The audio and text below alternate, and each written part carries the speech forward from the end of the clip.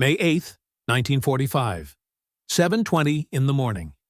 Captain James Sullivan banks his C-47 transport aircraft over the scarred landscape of southern Okinawa and spots what appears to be a group of children moving across an open field below. Their small figures clearly visible against the brown earth, torn by weeks of artillery bombardment and aerial attacks that have transformed the island into a moonscape of craters and debris. From his altitude of 800 feet, Sullivan assumes he's witnessing an evacuation operation. Perhaps Okinawan civilians being moved to safety by American ground forces, or refugee children being relocated away from the most intense fighting that has made the Battle of Okinawa the bloodiest Pacific campaign in American military history. The figures below move with the distinctive gait of young people, their size and proportions unmistakably those of children rather than military personnel. Sullivan counts approximately 30 individuals, ranging in apparent age from perhaps 6 to 14 years old, walking in loose formation across terrain that shows no signs of military organization or adult supervision. But what Sullivan cannot see from his aerial perspective is that these children are not part of an organized evacuation. They are Okinawan civilians who have been separated from their families during the chaos of battle, fleeing from fighting that has turned their island home into a killing ground where civilian deaths already outnumber military casualties on both sides. And what Sullivan cannot know is that 800 meters away, concealed in a grove of shattered trees, Japanese Sergeant Kenji Ishida is observing the same group of children through field binoculars while receiving radio orders to eliminate what his command post has identified as enemy infiltrators advancing across Sector 7. Ishida adjusts his binocular focus and realizes that the figures moving across the open ground are not American soldiers or armed infiltrators, but children whose appearance matches neither American military personnel nor Japanese civilians who should have been evacuated from combat zones weeks earlier. Their clothing suggests Okinawan origin, but their presence in an active battle area creates tactical ambiguity that Japanese military doctrine resolves through the assumption that all unidentified personnel represent potential threats requiring elimination. Behind Ishida, 12 Japanese soldiers prepare their rifles and await orders to fire on targets that radio intelligence has classified as enemy personnel advancing toward Japanese defensive positions. The soldiers have been trained to respond to tactical situations with immediate violence that eliminates threats before they can develop into larger problems for defensive operations. But Ishida stares through his binoculars at children who appear to be wandering rather than advancing, who show no signs of military equipment or tactical coordination, who move with the confused uncertainty of young people who have become lost in circumstances beyond their understanding or control.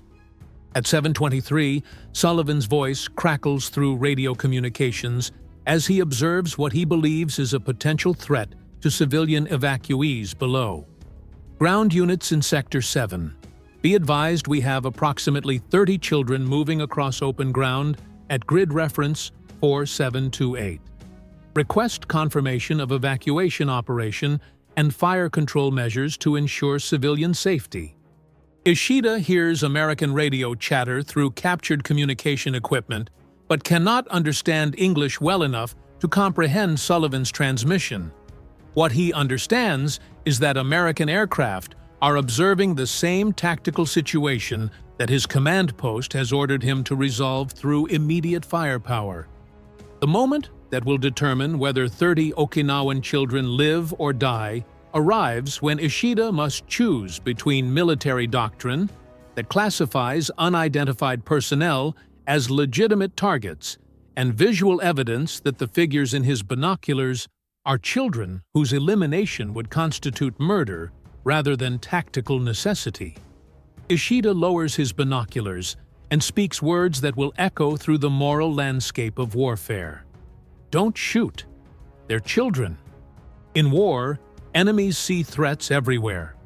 Military training teaches soldiers to identify potential dangers in every civilian encounter, to assume hostile intent from any unidentified personnel, to prioritize defensive security over humanitarian concern when tactical situations create ambiguity about the identity or intentions of people who appear in combat zones.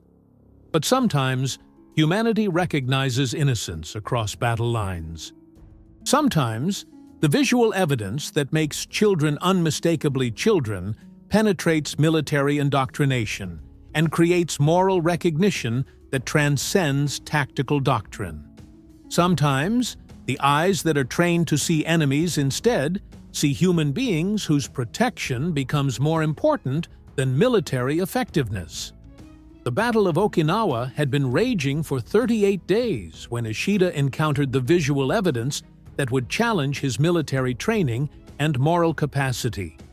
The campaign had become the costliest Pacific operation for American forces and the most desperate defensive effort for Japanese military personnel who understood that Okinawa's fall would bring Allied invasion forces within striking distance of the Japanese mainland.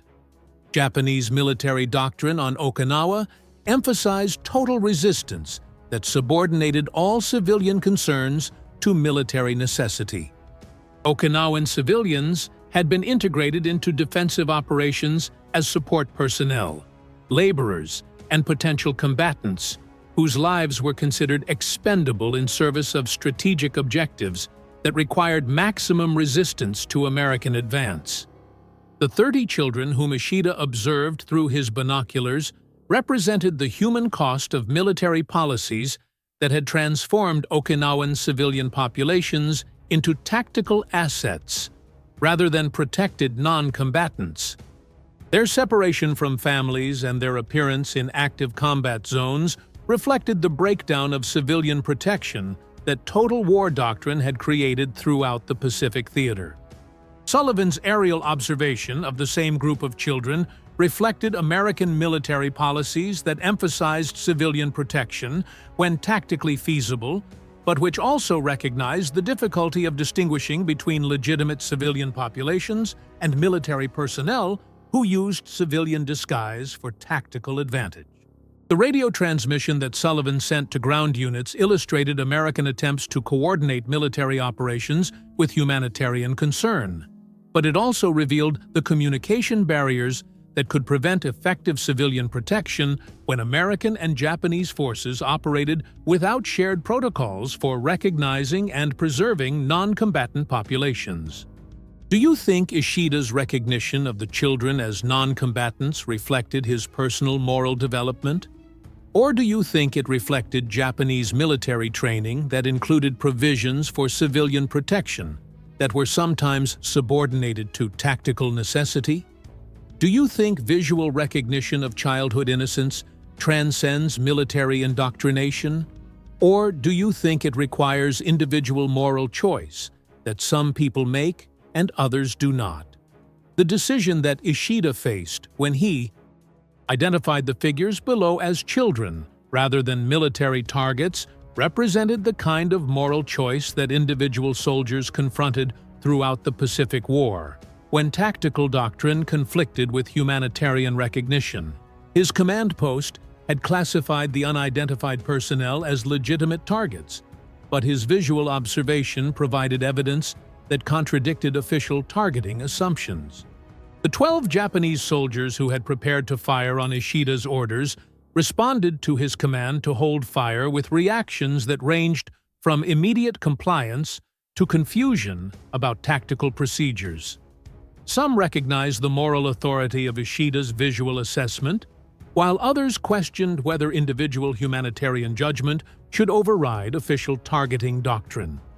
The discussion that followed Ishida's order revealed the tension between military discipline and individual conscience that characterized combat situations where soldiers were required to make split-second decisions about the legitimacy of potential targets.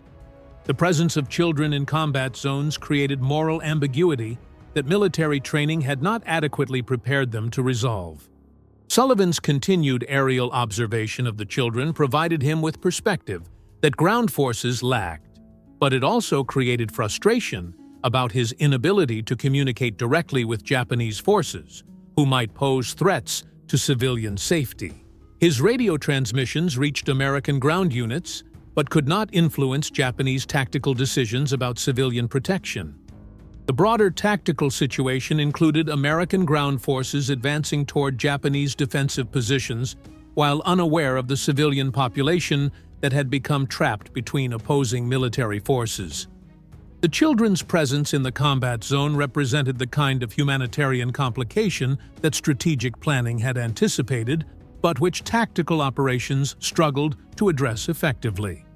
The individual Japanese soldiers in Ishida's unit began observing the children through their own field glasses and rifle scopes, developing personal recognition of the civilians whose safety had become their responsibility through Ishida's moral leadership. Their visual confirmation of childhood innocence reinforced the humanitarian decision that their sergeant had made.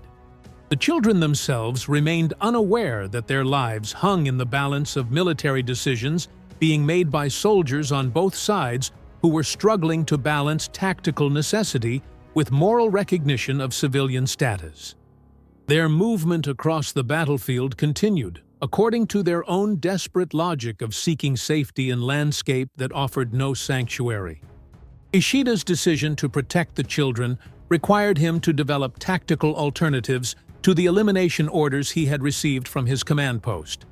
Instead of reporting successful target elimination, he would need to explain his failure to engage legitimate targets without revealing his humanitarian motivation that could be interpreted as military insubordination. The solution that Ishida developed involved reporting that the unidentified personnel had moved beyond effective range before engagement could be achieved, a tactical explanation that preserved his unit's discipline while protecting civilian lives. His deception served humanitarian purposes while maintaining military chain of command relationships. Sullivan's aerial observation continued throughout the tactical situation, providing him with overview perspective that allowed him to monitor both the children's movement and the Japanese positions that posed potential threats. His radio communications with American ground forces helped coordinate protective measures that could shield civilians from crossfire. The spontaneous ceasefire that developed around the children's movement represented collective recognition of civilian status that transcended official military policies on both sides. American and Japanese forces independently chose to minimize combat operations in areas where children were present, creating temporary humanitarian space within active combat zone. The children eventually reached relative safety in areas controlled by American forces, where they received medical attention and were processed as displaced civilians rather than military personnel. Their survival reflected the moral choices made by soldiers on both sides who had recognized their innocence despite tactical pressures that emphasized target elimination over humanitarian concern. Ishida's post-action report documented successful defensive operations without mentioning the civilian population that his unit had chosen to protect rather than eliminate. His tactical deception preserved both civilian lives and military discipline relationships that could have been compromised by explicit humanitarian defiance of targeting orders. The broader implications of the incident included recognition by both American and Japanese military leaders that civilian populations required more systematic protection protocols that could prevent the kind of moral crisis that individual soldiers had resolved through personal choice rather than official policy. After the battle, several of the Okinawan children who had been protected by Ishida's moral leadership eventually learned about the Japanese soldiers who had chosen their safety over military orders. Their post-war testimonies contributed to historical understanding of individual moral choice within systematic military operations. Sullivan continued flying transport missions throughout the remainder of the Okinawa campaign, developing enhanced awareness of civilian populations that might be affected by military operations. His aerial perspective had provided him with recognition of humanitarian concerns that ground-level tactical operations might overlook.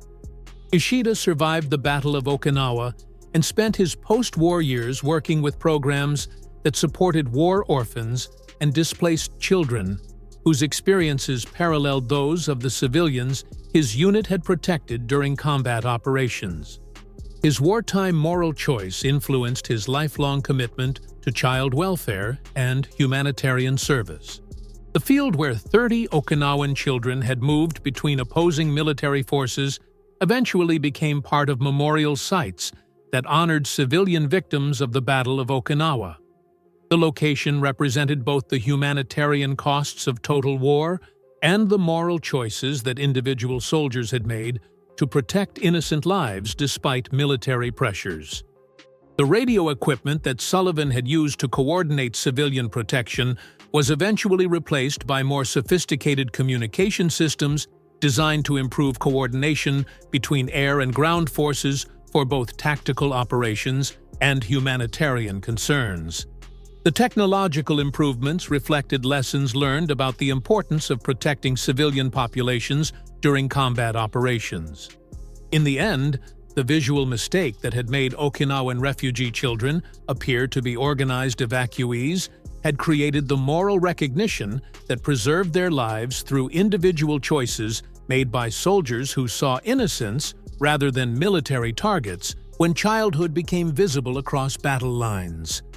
The moment when weapons lowered instead of firing had demonstrated that military indoctrination could be overridden by moral recognition when individual soldiers chose to see children as children rather than as tactical problems requiring violent solutions. If stories like this make you think about the moral choices that individual people make when institutions demand actions that conflict with humanitarian recognition, about the visual evidence that sometimes penetrates ideological training to reveal human truth, about the children whose safety depends on whether armed adults choose to see innocence or threat when childhood appears in unexpected contexts, then perhaps you understand why some visual mistakes reveal moral clarity rather than tactical confusion, why some voices that yell, "Don't shoot," carry more authority than official orders, and why the most important military discipline sometimes involves choosing humanity over doctrine when the lives of innocent children hang in the balance of individual moral courage.